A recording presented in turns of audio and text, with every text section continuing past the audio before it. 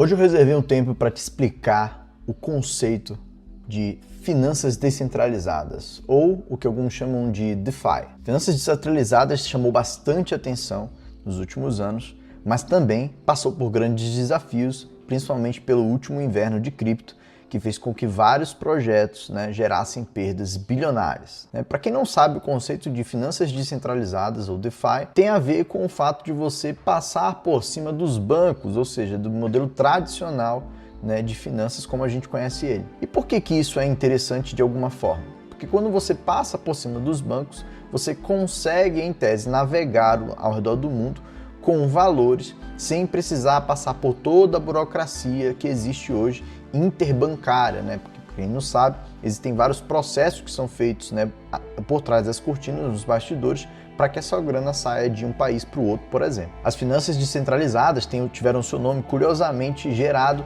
em um chat de conversa entre os desenvolvedores dos projetos, porque eles buscavam um nome que caracterizasse esse novo modelo de economia, essa economia paralela, que circula ao redor. E é por isso que esse é o tipo de economia também que chama bastante atenção de agentes reguladores, porque ela é mais difícil de ser controlada, já que ela não tem as instituições bancárias conseguindo gerenciar tudo que passa por ali, assim como do ponto de vista também regulatório, saber exatamente para o que e para onde está indo essas verbas. E aí, por que as pessoas, no geral, principalmente os early adopters, são as pessoas que aderem de forma muito rápida a novas tecnologias, ficam tão aficionadas por esse modelo? Simplesmente porque ele tende a ser mais barato para o consumidor final. No modelo tradicional, o banco segura o seu dinheiro no banco e ele empresta o seu dinheiro para outras pessoas, ganhando dinheiro em cima da sua verba. Outra coisa que acontece também é muito comum, você pagar porcentagens de FIIs toda vez que você faz um pagamento, por exemplo, usando seu cartão de crédito. Essas taxas, que costumam ser bem invisíveis, elas acabam encarecendo bastante o processo financeiro para você consumidor final, porque no final do dia esse preço também cai em cima do produto. O que acontece no modelo de finanças descentralizadas é que cada organização, por exemplo, é como se ela pudesse criar a sua própria moeda e receber os pagamentos sem precisar pagar essas taxas que bancos e agências de cartões cobram. E isso gera um novo paradigma onde cada empresa vira uma fintech. Cada empresa consegue girar a sua própria moeda. A gente consegue ver isso acontecendo numa transição bem distante, mas eu acho que você vai conseguir pegar a analogia quando a gente fala dos programas de fidelidades ou pontos, onde tudo que você gasta lá se transforma ou em pontos ou em cashback. A verdade é que hoje em dia várias startups e empresas buscam ter a sua própria estrutura bancária, Por isso que você tem ouvido falar por aí, inclusive eu falei algumas vezes que no final do dia, daqui a algum tempo, toda empresa será uma fintech. Se você pegar as características das finanças descentralizadas, você consegue ver a transição acontecendo da economia como ela é hoje, em que cada empresa começa a criar os seus próprios fundos e criar seus próprios mecanismos de cobrança, até mesmo virando uma entidade de pagamentos, para um modelo em que a moeda será indiferente. Então, se você tem uma empresa no Brasil, você conseguirá cobrar a taxas muito parecidas em empresas do Japão, dos Estados Unidos, da Europa, coisa que não acontece hoje, porque como o pagamento é em uma outra moeda,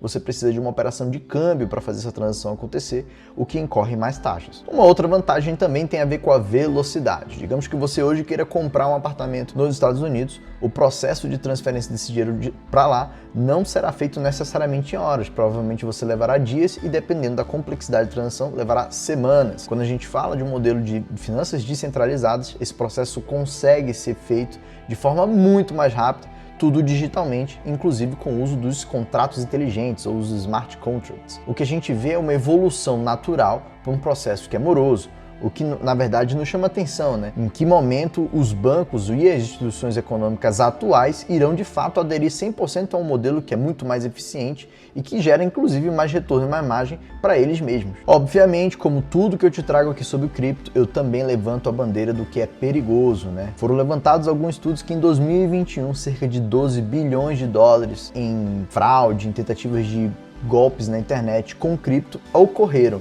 Ou seja, é um ambiente que, por ser muito valioso, atrai muitos fraudadores. O que nós vemos ali é um ambiente que tem os riscos de fraude, mas também tem os riscos de regulamentação. Então, se você investe num projeto que pode vir uma regulamentação, que ainda vivemos nesse mundo, e essa regulamentação acaba com aquele projeto, você pode ter, né, o seu projeto, o seu investimento ali indo a zero.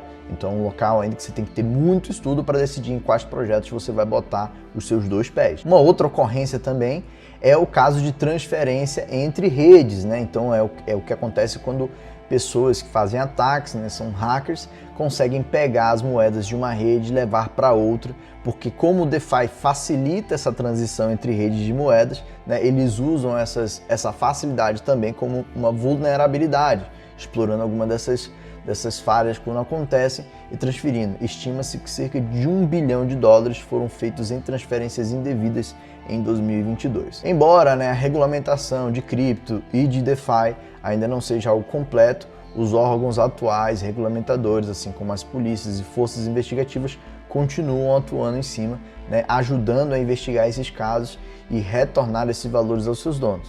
Um trabalho desafiador, mas que mostra que há uma colaboração já do ambiente atual com o futuro, ou seja, essa ponte é uma questão de quando, não se, né? Já que a gente já reconhece que esse valor é importante o suficiente para envolver órgãos oficiais de investigação e policiais no caso desses crimes, inclusive com algumas sentenças já feitas aí no passado. Bom, estamos prontos para o DeFi? Nesse momento é difícil dizer. A única coisa que eu tenho de recomendação para você é que você não se desconecte desse universo, porque quando ele vier, ele virá daquele jeito que você sempre fala, que é da noite pro dia. Mas ele não veio, né? Eu já tenho falado para você que esses projetos estão acontecendo ao longo de anos e você tem a oportunidade de acompanhar esses projetos e começar agora, de pouquinho em pouquinho, a adquirir conhecimento para fazer isso de uma forma mais segura. Finanças descentralizadas representam de fato um novo paradigma, talvez da mesma forma que lá atrás alguém viu o dinheiro pela primeira vez, ao invés de fazer o escambo ou a troca de produtos, né? Uma transição que acontece aos poucos e você vai viver essa transição acontecendo também. A pergunta é, você vai ser um dos últimos a chegar nessa transição ou você vai surfar lá no começo, quando ainda dá espaço de você, por exemplo, tirar um bom proveito disso? Tomando os cuidados devidos, nada é perigoso e você consegue se inserir nesse novo paradigma de modelo descentralizado, que é o mundo que a gente vive, né? Inclusive, lembrem, a gente está pensando em sair desse mundo, então não vai dar para ficar mandando dólar, dinheiro, real para outros países. Provavelmente a resposta está no DeFi. Te aguardo no próximo vídeo.